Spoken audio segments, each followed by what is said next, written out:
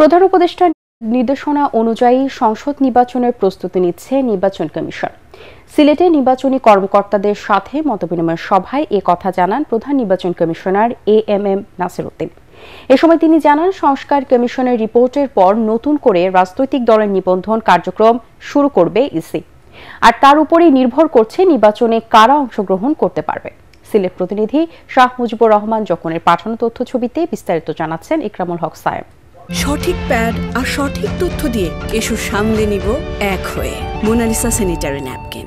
Voter তালিকা হালনাগাদ ও ক্রয়োদশ জাতীয় সংসদ নির্বাচন উপলক্ষে সিলেটের সার্কিট হাউসের সম্মেলন কক্ষে জেলার নির্বাচন কর্মকর্তাদের সাথে মতবিনিময় করেন প্রধান নির্বাচন কমিশনার এএমএম নাসির উদ্দিন। স্বচ্ছভাবে নির্বাচনের সব প্রস্তুতি নিতে কর্মকর্তাদের নির্দেশনা দেন তিনি। এ সময় কথা বলেন নির্বাচনের সময়সূচি নিয়েও।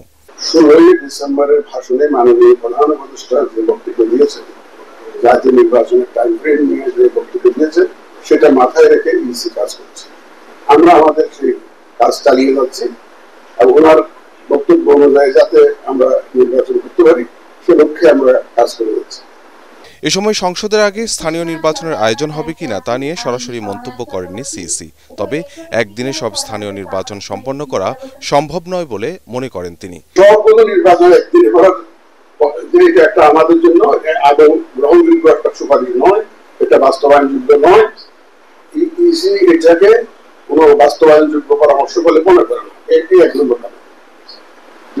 অনেকে আবার বলছেন জাতীয় নির্বাচনের একসাথে স্থানীয় সরকার নির্বাচনে করা যেতে পারে, এরকম পরামর্শ তৈরি দিচ্ছে। এটা equally not implementable. ন্যাবি theoretically sound বা প্র্যাকটিক্যালি নট ইমপ্লিমেন্টেবল। এটা আমি পরিষ্কার করতে চাই আমার তরফ থেকে, ইসির তরফ থেকে, যে একদিনের নির্বাচনের যে ধারণা, যে পরামর্শ আসছে, এটা বাস্তবায়নযোগ্য নয়, ইসির কাছে গ্রহণযোগ্য নয়। এটা পরিষ্কার। তিনি বলেন সব প্রবাসীদের পর্যায়ক্রমে ভোটার করা হবে। প্রথম বছরে হয়তো 100% প্রবাসীদেরকে আমরা আনতে পারবো না, বাট আমরা যাত্রা শুরু করতে চাই, এই কাজটা শুরু করতে চাই, আমাদের এই কমিশনের হাত দিয়ে শুরু করতে চাই। ভোটার আইডি কার্ড সংশোধনের আর্থিক দুর্নীতির সাথে জড়িতদের আইনের আওতায় আনা হবে বলে জানান প্রধান নির্বাচন কমিশনার।